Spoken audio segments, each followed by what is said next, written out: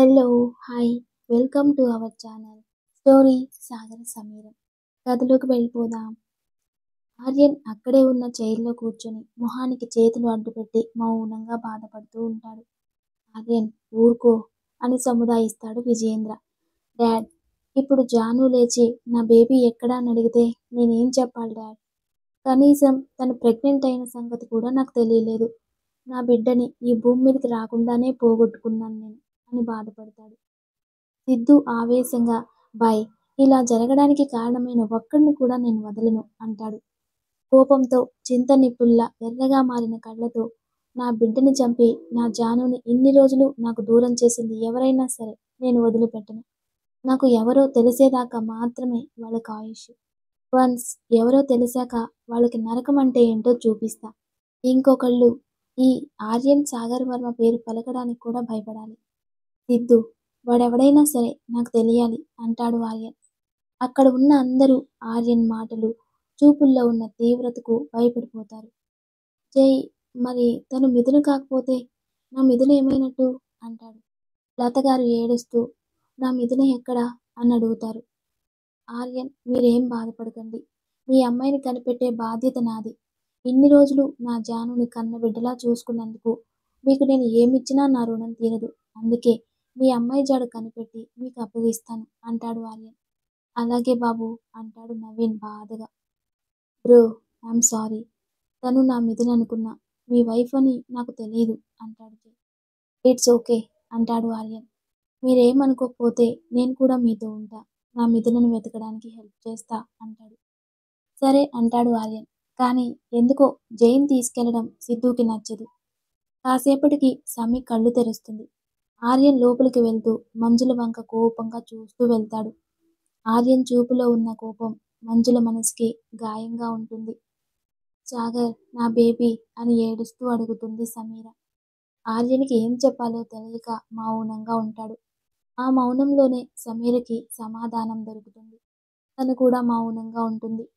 Doctor check చేసి సమీని తీసుకెళ్ళొచ్చు అని అంటారు.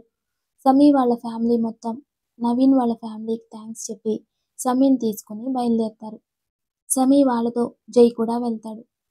సమీర ఫ్లైట్లో ఒక్క మాట కూడా మాట్లాడదు. ఆర్యన్ సమీని గమనిస్తూ ఉండిపోతాడు. ఎయిర్పోర్ట్లో దిగగానే విజయేంద్ర, ఆర్యన్, సమీర వచ్చేసింది, ఇప్పటికైనా ఇంటికి రా అంటాడు. నో డాడ్, నేను ఎక్కడికి రాలేను. ఈ విషయంలో నా నిర్ణయం ఎప్పటికీ మార్చుకోను. నేను జానుని తీసుకెళ్లి గెస్ట్ హౌస్లో ఉంటాం. విజయేంద్ర ఏమీ మాట్లాడలేక అక్కడి నుండి వచ్చేస్తాడు. సమీర వాళ్ళ నాన్నతో మనం ఇంటికి వెళ్దాం అంటుంది. అందరూ ఆర్యన్ వంక చూస్తారు. అందరూ నా మొహం చూడడం ఎందుకు, చెప్పింది కదా తీసుకెళ్ళండి అంటాడు. సిద్ధు షాక్ అవుతాడు. బాయ్ అంటూ, వెళ్ళని సిద్ధు, 2 రోజులు ఉండి వస్తుందిలే అంటాడు. సమీర కోపంగా, నేను రాను అంటుంది. ఆర్యన్ నవ్వుతూ సమీర చేయి పట్టుకొని, నేను డ్రాప్ చేస్తా, మీరందరూ పదండి అని సమీరను తీసుకొని కారెక్కుతాడు. ఆర్యన్ సమీర వాళ్ళ ఇంటికి దగ్గర దింపుతాడు. ప్రభాకర్ గారు, రా బాబు లోపలికి అని పిలుస్తారు. అందరూ లోపలికి వెళ్తారు. సమీర జైన్ చూసి కోపంగా, అతన్ని ఇక్కడి నుండి వెళ్ళిపోమని చెప్పండి. ఇంకొక నిమిషం నా కళ్ళ ముందుంటే నేనేం చేస్తానో నాకే తెలియదు అని అపరకాళి అవతారం ఎత్తుతుంది. సమీ మాటలకు జై షాక్ అవుతాడు.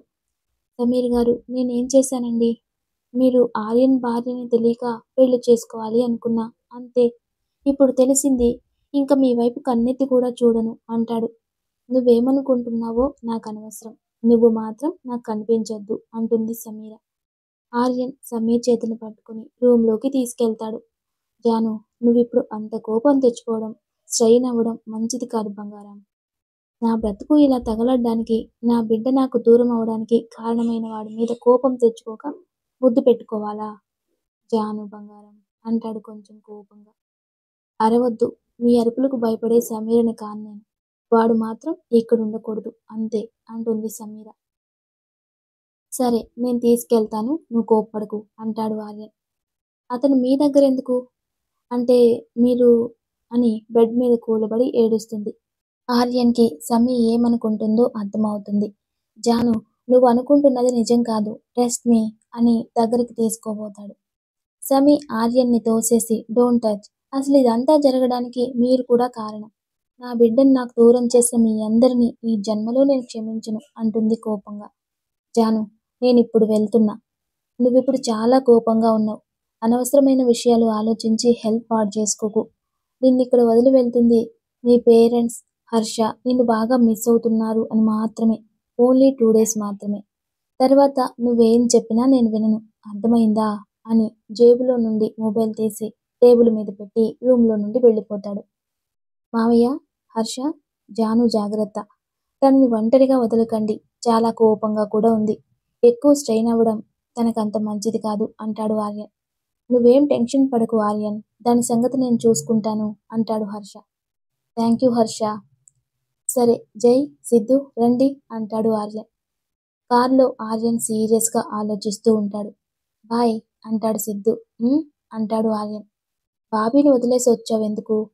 తన్ని నువ్వు మాత్రమే నార్మల్ చేయగలవు బాయ్ అంటాడు సిద్ధు. అది నాకు కూడా తెలుసు సిద్ధు. కానీ తను చాలా ఆవేశంగా ఉంది. మనం చెప్పేది వినడానికి కూడా సిద్ధంగా లేదు. బేబీ విషయం తెలిసినప్పటి నుండి నాకే కోపం కంట్రోల్ చేసుకోవడం కష్టమైంది. అలాంటిది తను తల్లి ఇంకెంత బాధపడుతుంది? ఈ సిచ్యువేషన్లో తనని ఫేస్ చేసే ధైర్యం నాకు లేదు సిద్ధు. నాకు కొంచెం పనులున్నాయి. మీటింగ్స్, టెండర్స్ వర్క్ అది చేసుకోవాలి కదా. అందుకే ఈ 2 డేస్ ఆ వర్క్స్ అన్ని ఫినిష్ చేస్తే తర్వాత మీ బాబీ సంగతి చూద్దాం అంటాడు ఆర్యన్. మీకు బాబీ కన్నా బిజినెస్ ఎక్కువేం కాదు కదా బాయ్. కానీ నిజమే, నన్ను నేను సముదాయించుకోవడానికే ఈ వర్క్. అదీ కాక సెటిల్ చేయాల్సిన లెక్కలు చాలా ఉన్నాయి అని ఫోన్ చూసుకుంటూ ఉంటాడు ఆర్యన్. సిద్ధుకి అర్థమవుతుంది ఎవడికో మూడింది అని. జైకి ఏమీ అర్థం కాక వీళ్ళ మాటలు వింటూ కూర్చున్నాడు. కానీ ఆర్యన్ మొహం చూస్తే ఏదో చేయబోతున్నట్టే ఉంది అనిపిస్తుంది. అందరూ కలిసి గెస్ట్ హౌస్కి వెళ్తారు. ఆర్యన్ గెస్ట్ హౌస్కి రాగానే మందు బాటిల్ ఓపెన్ చేసి తాగుతూ ఉంటాడు. సిద్ధు జైకి రూమ్ చూయించి వస్తాడు. ఆర్యన్ని చూడగానే సిద్ధు మనసంతా భారంగా మారిపోతుంది. ఎప్పుడో ఫ్రెండ్స్ బలవంతం చేస్తే ఒక పెగ్గు కూడా సరిగ్గా తాగని ఆర్యన్ బాటిల్స్ మీద బాటిల్స్ లేపేస్తున్నాడు. తన బాధ మర్చిపోవడానికి ఈ మార్గం ఎంచుకున్నాడు. తాగి మత్తులోకి జారిన ఆర్యన్ని బెడ్ మీద పడుకోబెట్టి తాను కూడా అక్కడే సోఫాలో పడుకుంటాడు సిద్ధు. జై, మేము ఆఫీస్కి వెళ్తున్నాం, నువ్వు కూడా రావచ్చు. లేదు లేదు బాస్, నాకు ఇక్కడ వర్క్ ఉంది, నేను వెళ్ళి పని చేసుకుంటా అంటాడు జై. సరే అని ఆర్యన్, సిద్ధు ఆఫీస్కి వెళ్తారు. జై కూడా తన ఆఫీస్కి వెళ్ళిపోతాడు. సమీ లేవగానే కాఫీ తీసుకొని వస్తుంది కవిత. నీలిమ కూడా వస్తుంది. సమీ, ఎలా ఉందమ్మా నీకిప్పుడు? బానే ఉన్నానమ్మా అంటుంది సమీ. నిన్ను ఎప్పుడెప్పుడు చూస్తానా అని ఏడాదిన్నరగా ఎంత ఎదురు చూసామో అంటుంది కవిత. అవును సమీ, నీకోసం మీ అమ్మ ఎక్కని గుడి లేదు, మొక్కని దేవుడు లేడు. నువ్వు కనబడితే చాలు అన్న బాధ ఒకవైపు, నీకోసం పిచ్చివాళ్లాగా తయారైన ఆర్యన్ని అలా చూడలేక ఎంత బాధపడ్డామో తెలుసా? ఆర్యన్ గుర్తుకు రాగానే మనసంతా బాధగా కోపంగా మారిపోతుంది. హర్ష వచ్చి, అమ్మా అవన్నీ ఇప్పుడెందుకు, మీరు వెళ్ళండి, వెళ్ళి టిఫిన్ రెడీ చేయండి అనగానే అక్కడి నుండి వెళ్ళిపోతారు. చెప్పవే, ఏంటి సంగతులు అంటాడు హర్ష. ఏమున్నాయి, నువ్వే చెప్పాలి. నాకేం అర్థం కావట్లేదు. నేను ఏడాదిన్నర నుండి ఇక్కడున్నాను. ఏం చేశానో గుర్తు రావట్లేదు. ఆ ఈడియట్ నన్ను మళ్ళీ పెళ్లి చేసుకోవడం ఏంటి? నువ్వెప్పుడొచ్చావు అమెరికా నుండి అంటుంది సమీ. ఒకేసారి ఇన్ని క్వశ్చన్సా? ఇప్పుడు అవన్నీ ఎందుకు నీకు? ఇప్పుడు నువ్వు బానే ఉన్నావు కదా. నువ్వేం ఆలోచించకుండా ప్రశాంతంగా రెస్ట్ తీసుకో అంటాడు హర్ష. అంటే నువ్వు నాతో ఏం చెప్పవన్నమాట అంటుంది సమీ. చెప్పను అన్నట్టు తల ఊపి, నువ్వేం అడిగినా ఎవ్వరూ ఏం చెప్పరు, ఎందుకంటే మాకేం తెలియదు కాబట్టి. నువ్వు ఆర్యన్ అడుగు, తనే చెప్తాడు అంటాడు హర్ష. అతనితో మాట్లాడడం కానీ కలవడం కానీ ఎప్పటికీ జరగవు అంటుంది సమీ. అది నువ్వనుకోవడం కాదు, ఆర్యన్ అనుకోవాలి కదా అంటాడు హర్ష. హర్ష అంటుంది కోపంగా. ఓకే కూల్, నాకెందుకు భార్యాభర్తల విషయం. కానీ ఇంకేంటి చెప్పు, నీకెక్కడికైనా వెళ్ళాలంటే తీసుకెళ్తా అంటాడు హర్ష. నన్ను తిప్పితే మరి నీ జాబ్? నీకంటే జాబ్ ఎక్కువేం కాదులే గాని రెడీ అవ్వు, లంచ్కి బయటికి వెళ్దాం అంటాడు హర్ష. సరే అంటుంది సమీ. సిద్ధు, టైగర్ని రమ్మను అంటాడు ఆర్యన్. టైగర్నా? ఇక్కడికా అంటాడు సిద్ధు. మన ఫామ్ హౌస్ ఉంది కదా అక్కడికి అంటాడు ఆర్యన్. సరే బాయ్ అంటాడు సిద్ధు. సిద్ధు పక్కకెళ్ళి కాల్ మాట్లాడి 1 కల్లా అక్కడ ఉంటానన్నాడు బాయ్ అంటాడు. సరే ఈలోపు ఇక్కడ మీటింగ్ ఫినిష్ చేద్దాం. ఆర్యన్ మీటింగ్ కంప్లీట్ చేసుకుని హర్షకి కాల్ చేస్తాడు. హర్ష ఏం చేస్తుంది? ఏం లేదు లంచ్కి బయటకు వచ్చాం అంటాడు హర్ష. ఓ ఓకే జాగ్రత్త. ఓకే. ఆర్యన్ సిద్ధు కూడా లంచ్ చేసి ఫామ్ హౌస్కి బయలుదేరుతారు. బాస్ రమ్మన్నారు. టైగర్ మన ఎనిమిస్ ఎంతమంది ఉన్నారో అంతమందిని ఏ ఒక్కరిని చిన్న విషయాన్ని కూడా వదలకుండా నిఘా పెట్టండి.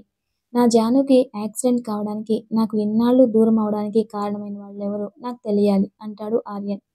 అలాగే బాస్ ఎవ్వరిని వదలను. మిమ్మల్ని ఇంత బాధ పెట్టిన అందరూ చేస్తారు. ముందు ఎవరో కనుక్కో వాళ్ళ సంగతి నేను చెప్తా అంటాడు ఆర్యన్. అలాగే బాస్. అలా ఆర్యన్, సిద్ధు, టైగర్ ముగ్గురు చాలాసేపు ఏం చెయ్యాలి అనే దాని మీద మాట్లాడుకుంటూ ఉంటారు. సాయంత్రం సమీ కొంచెం తలనొప్పిగా ఉందని పడుకుంటుంది. హర్ష సిరికి కాల్ చేస్తాడు. హర్ష ఎన్ని రోజులైంది నువ్వు కాల్ చేసి? ఏమైపోయావు అంటుంది సిరి. సిరి నీకొక గుడ్ న్యూస్. గుడ్ న్యూసా? ఏంటి అంటుంది సిరి. సమీ తిరిగొచ్చేసింది. కాదు కాదు తీసుకొచ్చాడు మీ అన్నయ్య అంటాడు హర్ష. సిరి ఆనందంగా ఏంటి సమీ తిరిగొచ్చిందా? ఎప్పుడు? నిన్ననే తీసుకొచ్చాం అంటాడు హర్ష. నిన్ననగా వస్తే నాకిప్పుడా చెప్పేది? అన్నయ్య చాలా హ్యాపీగా ఉండుంటాడే. నేనిప్పుడే బయలుదేరుతాను. అన్నయ్య మొహంలో నవ్వు చూసి ఎంత కాలమైందో తెలుసా? పాపం సమీ ఇప్పటిదాకా ఎక్కడుందో, ఎన్ని బాధలు పడిందో. అసలు ఏమైపోయింది ఇన్నాళ్ళు? అసలు అన్నయ్యకి ఎలా దొరికింది? ఆపు ఆపు తల్లి ఆపు. కొంచెం కూడా బ్రేక్ లేకుండా నాన్ స్టాప్గా వాయిస్తున్నావు. అవన్నీ నాకు తెలీదు. ఇప్పుడు మాత్రం ఊటీ నుండి తీసుకొచ్చాం. గతం మర్చిపోయి వేరే వాళ్ళ కూతురిగా ఉంది. వాళ్ళు సమీకి పెళ్లి చేయబోతుంటే ఆర్యన్ వెళ్ళి ఆపి తీసుకొచ్చాడు. వాట్? సమీ గతం మర్చిపోయిందా? పెళ్లి జరగబోయిందా? ఏంటిదంతా? నాకేం అర్థం కాలేదు. ఎవరికి ఏమీ సరిగా తెలియదు. మెల్లగా సమీని అడగాలి ఎందుకిలా జరిగిందో అంటాడు హర్ష. సరే నేను వస్తాను బయలుదేరి. వచ్చాక మనం కనుక్కుందాం అంటుంది సిరి. తర్వాత హర్ష నువ్వు ఉంటావు కదా సమీ దగ్గర? నేను మీ అమ్మ పక్క వీధిలో విజయ్ గారు పేరంటానికి పిలిచారు, వెళ్తున్నాం. ఇంట్లో సమీ ఒక్కతే ఉంది అంటున్నారు కవిత. నేనుంటా మీరు వెళ్ళండి ఆంటీ అంటాడు హర్ష.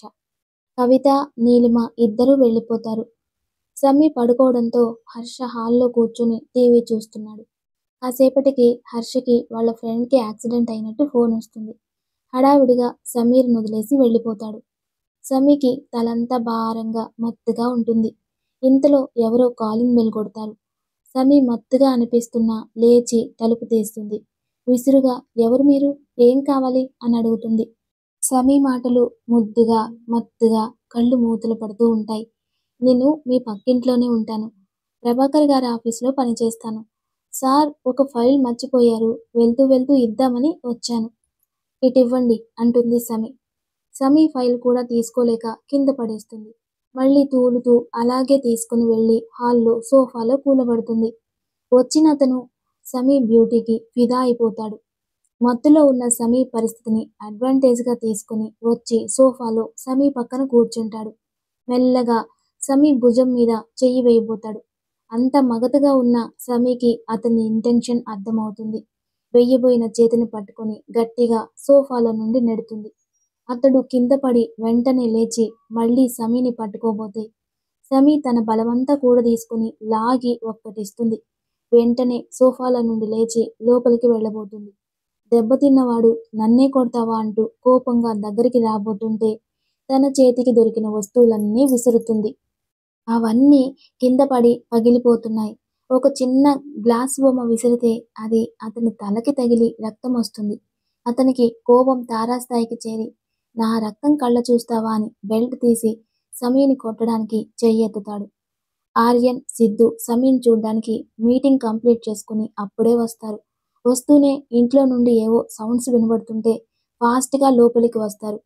సమీర తూలుతూ చేతికి ఏది దొరికితే అది విసురుతుంది. అతని చేతిలో బెల్ట్ సమీ వంటికి తాకేలోపు ఆర్యన్ సమీరను పట్టుకుని పక్కకి జరుగుతాడు. బెల్ట్ చివరి కొంచెం ఆర్యన్కి తగులుతుంది. సడన్గా ఆర్యన్ని అక్కడ చూసి అతను బిత్తరపోతాడు. సమీ ఆర్యన్ మీద పడిపోతుంది. ఆర్యన్ సమీర్ని ఎత్తుకుని రూమ్లోకి తీసుకెళ్తాడు. సిద్ధు అతడి చేతిలో బెల్ట్ లాక్కొని ఆ బెల్ట్తోనే చావచిత కొడతాడు. ఏంటండి నన్ను కొడతారు? ఫైల్ ఇద్దామని వస్తే పిచ్చిదానిలాగా అరిచి కొట్టడానికి వచ్చింది. పిచ్చిదాన్ని హాస్పిటల్లో పడేయకుండా ఇక్కడుంచి నన్ను ఎన్ని దెబ్బలు తినమంటారు అన్నాడు భయంగా. ఆర్యన్ వస్తూనే చెంప మీద చెళ్ళును తీసి పిచ్చవాగుడు వాగితే పైకి పోతావు, జాగ్రత్త. నాటకాలు ఆడుతున్నావా? తను కొడుతుంటే వెళ్లకుండా ఇక్కడేం చేస్తున్నావురా అన్నాడు. వాడు బిత్తర చూపులు చూస్తుంటే సిద్ధు స్టోర్ రూంలో నుండి తాడు తెచ్చి కుర్చీకి కట్టేస్తాడు. అప్పుడే జై లోపలికొస్తాడు. ఏమైంది? ఎవరతను? ఎందుకలా కట్టేశారు అని అడుగుతాడు. నువ్వు కూర్చో జై, ఇప్పుడే వీడికేంటో కనుక్కుందాం అంటాడు ఆర్యన్. సిద్ధు, వీడి ఇన్ఫర్మేషన్ మొత్తం కావాలి ఇప్పుడే అనగానే అలాగే బాయ్ అంటాడు సిద్ధు. కట్టేసిన వాడిని 2 పీకితే చెప్తాడు. వాడి పేరు రాహుల్ అని, ప్రభాకర్ గారితో కలిసి పనిచేస్తున్నాను అని. సిద్ధు ఆ ఇన్ఫర్మేషన్తో ఎవరికో ఫోన్ చేస్తాడు. ఈలోపు హర్ష, ప్రభాకర్, నీలిమ, కవిత, దిలీప్ అందరూ వస్తారు. పగిలిన వస్తువులు, కట్టేసిన మనిషిని, ఆర్యన్ మొహంలో కనిపిస్తున్న కోపాన్ని చూసి అందరికీ అర్థమైంది ఏం జరిగింది అని. కానీ ఎవ్వరూ నోరు తెరిచే సాహసం చేయలేదు ఆర్యన్ సంగతి తెలిసి. సిద్ధు, బాయ్, ఈ వెధవ ఒక అమ్మాయిని రేప్ చేసి చంపేసిన కేసు నుండి తన ఇన్ఫ్లుయెన్స్తో బయటకు వచ్చి రీసెంట్గా మామయ్య వాళ్ళ ఆఫీసులో జాయిన్ అయ్యాడట. రేయ్ రాస్కెల్, ఆడపిల్లని రేప్ చేసి చంపేస్తావా? ఏమనుకుంటున్నావురా ఆడపిల్లలంటే? నీలాంటి మృగాలని ఊరికే వదలకూడదు అని బాగా కొడతాడు. ఈ చేత్తోనే కదా నా జానుని ముట్టుకోవాలనుకున్నావు అంటూ చెయ్యి విరిచేస్తాడు. అతను బాధతో కేకలు పెడుతున్నాడు. నీకెందుకు భయ్ శ్రమ, నాకు వదిలేయ్, చంపి పారేస్తా అంటాడు సిద్ధు. వద్దు సిద్ధు, వాడు చేసిన పనికి చావు చాలా చిన్న శిక్ష. వాడి ప్రాణం ఉండాలి, కానీ వాడి బాడీలో ఏ పార్ట్ కూడా పనికి రాకూడదు. వాడి పనులు కూడా వాడు చేసుకోలేక ఎందుకు బతుకుతున్నానా అని అనుక్షణం బాధపడాలి. ఇంక జన్మలో ఆడపిల్ల వంక చూడాలంటే వణుకు పుట్టాలి అంటాడు ఆర్యన్. ఆర్యన్ చెప్తుంటేనే వాడికి భయంతో మాట పడిపోతుంది. అంత తీవ్రంగా ఉన్నాయి ఆర్యన్ మాటలు. అలాగే బాయ్ అని కాసేపటికి వాడిని తీసుకుని సిద్ధు వెళ్ళిపోతాడు. హర్ష వచ్చి ఆర్యన్, ఏం జరిగింది, ఏంటి ఇదంతా అంటాడు. మీ మీద నమ్మకంతో మీరు జాగ్రత్తగా చూసుకుంటారని మీ దగ్గర వదిలితే ఇదేనా మీరు చేసేది? నేను రావడం కొంచెం ఆలస్యమైనా అని ఆపేస్తాడు. అది ఆర్యన్ అంటాడు హర్ష కోపంగా. నో, నాకెవరి సంజాయిషీలు అక్కర్లేదు. అసలు తప్పంతా నాదే. తనని వదిలి నేను వెళ్లకుండా ఉండాల్సింది అంటాడు ఆర్యన్. ప్రభాకర్, ఆర్యన్, ఏదో పొరపాటు జరిగింది. సమీర నీకెంత ప్రాణమో మాకు అంతే. మేం బ్రతికేది తన కోసం. తనని నేను ఇంట్లోనే ఉండి జాగ్రత్తగా చూసుకుంటాను అంటాడు. సరే మామయ్య, మీకోసం ఒప్పుకుంటున్నా. కానీ ఇంకోసారి ఇలా జరిగితే ఈ జన్మలో తన్నిక్కడికి పంపను. తను నిద్రపోతుంది, జాగ్రత్త. నాకు కొంచెం వర్క్ ఉంది, చూసుకుని మళ్ళీ వస్తా అని బయలుదేరతాడు. జై కూడా ఆర్యన్తో పాటే వెళ్తాడు. అలాగే బాబు అంటాడు ప్రభాకర్. ఆర్యన్ వెళ్ళగానే ప్రభాకర్ సమీర్ రూంలోకి వెళ్తాడు. సమీర పడుకొని పిచ్చి పిచ్చిగా మాట్లాడుతుంది. కాసేపటికి సమీరకి అన్నం పెట్టాలని కవిత వచ్చి లేపబోతుంది.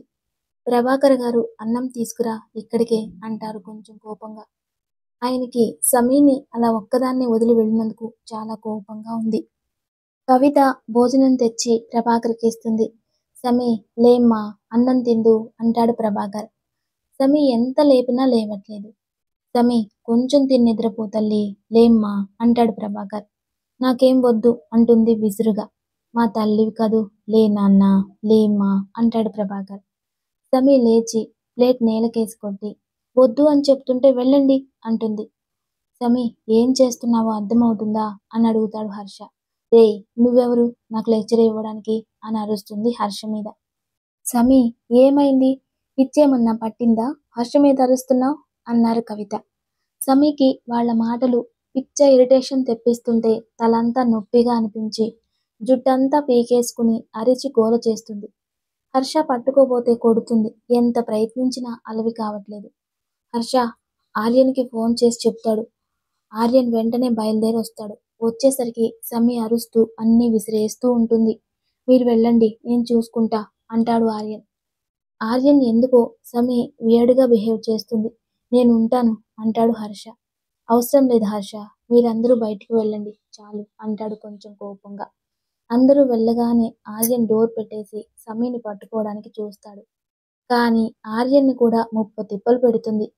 ఆర్యన్ ఇక లాభం లేదని వెనుక నుండి గట్టిగా హగ్ చేసుకొని మెడవంపుల్లో ముద్దు పెడతాడు. ఆర్యన్ గట్టిగా పట్టుకోవడంతో కదల్లేక ఆర్యన్ పెట్టిన ముద్దుకి ఒళ్ళంతా తిమ్మిరిగా ఉండడంతో సమ్మి ఆర్యన్ వైపు తిరిగి ఆర్యన్ పెదవులు అందుకుంటుంది. ఊహించని ఈ పరిణామం ఆర్యన్ని అయోమయంలో పడేస్తుంది. ఎందుకంటే సమ్మి ఇంతకు ముందు ఎప్పుడూ అలా చేయలేదు.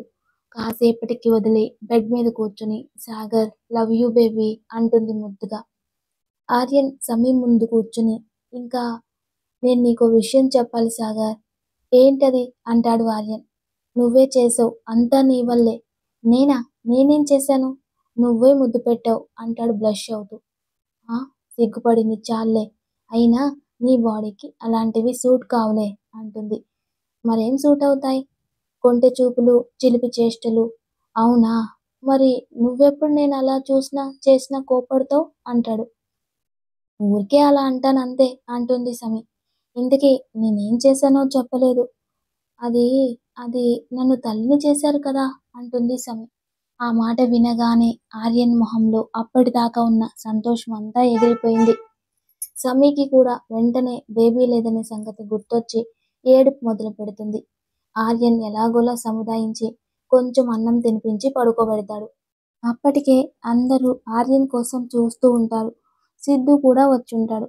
బాబు, సమీ బానే ఉంది, పడుకుంది. హర్ష, నిన్ను సమీ దగ్గరే ఉండమన్నా కదా, బయటికెందుకు వెళ్ళావు అంటాడు ఆర్యన్. మా ఫ్రెండ్కి యాక్సిడెంట్ అయిందని కాల్ వచ్చింది, అందుకే వెళ్ళా. కానీ నేను అక్కడికి వెళ్ళేసరికి ఎవరూ లేరు. వాట్? అంటే నీకు ఫేక్ కాల్ చేసి నిన్ను ఇంట్లో నుండి బయటకు పంపారా? అంత అవసరం ఎవరికి ఉంది అని అడుగుతాడు సిద్ధు. ఏమో నాకు తెలియదు అంటాడు హర్ష. హర్ష, సమీ ఎప్పటి నుండి ఇలా బిహేవ్ చేస్తుంది అని అడుగుతాడు ఆర్యన్. మేము లంచ్కి వెళ్ళినప్పుడు కూడా బాగానే ఉంది. ఈవినింగ్ తలనొప్పిగా ఉందని పడుకుంది, తర్వాత ఇలా. ఆర్యన్కి ఇదంతా ఏదో తేడాగా అనిపిస్తుంది. వెంటనే ఫ్యామిలీ డాక్టర్కి ఫోన్ చేసి రమ్మంటాడు. డాక్టర్ రాగానే ఆర్యన్ సమీ పరిస్థితి మొత్తం చెప్తాడు. డాక్టర్ సమీ బ్లడ్ శాంపిల్స్ టెస్ట్కి పంపిస్తారు. ఆ రిపోర్ట్స్ చూడగానే డాక్టర్ కనుబొమ్మలు ఆశ్చర్యంతో ముడిపడతాయి. ఏమైంది డాక్టర్ అంటాడు ఆర్యన్. సమీర్ మీద ప్రొహిబిటెడ్ డ్రగ్ యూజ్ చేశారు అంటాడు డాక్టర్. దానివల్ల తనకు ఏం కాదు కదా అంటాడు కంగారుగా ఆర్యన్. దానివల్ల తలనొప్పి, సౌండ్స్ అంటే ఇరిటేషన్, పిచ్చి పిచ్చిగా మాట్లాడడం, పిచ్చి పిచ్చిగా ప్రవర్తించడం, ఇంకా అనగానే చెప్పండి డాక్టర్ అంటాడు ఆర్యన్. కొంచెం విపరీతమైన సెక్సువల్ థాట్స్తో మిస్బిహేవ్ కూడా చేయవచ్చు. దాని ఎఫెక్ట్కి సూసైడ్ టెండెన్సీ కూడా రావచ్చు. ఆర్యన్, నువ్వు మాత్రం తన పక్కనే ఉండాలి అంటారు. ఓకే, తప్పకుండా డాక్టర్ అంటాడు ఆర్యన్. నేనైతే తనకి యాంటీడోట్ ఇస్తాను, కానీ దాని ప్రభావం ఇంకా 1-2 రోజులు ఉంటుంది, జాగ్రత్త అని చెప్పి డాక్టర్ సమీకి ఇంజెక్షన్ చేసి వెళ్ళిపోతారు. ఆర్యన్కి ఇలా ఎవరు చేస్తున్నారో అర్థం కాదు. తను ఉండగా కూడా సమీర్ మీద ఇలా ప్రయోగించారంటే వాళ్ళ ఇంటెన్షన్ తన మీద పగ తీర్చుకోవడమా, లేక సమీర కోసం ఇదంతా జరుగుతుందా? ఏంటో అర్థం కావట్లేదు. ఈ సీన్తో ఈ పార్ట్ కంప్లీట్ అయిపోతుంది. Please like, share, subscribe. Love you all. Thank you.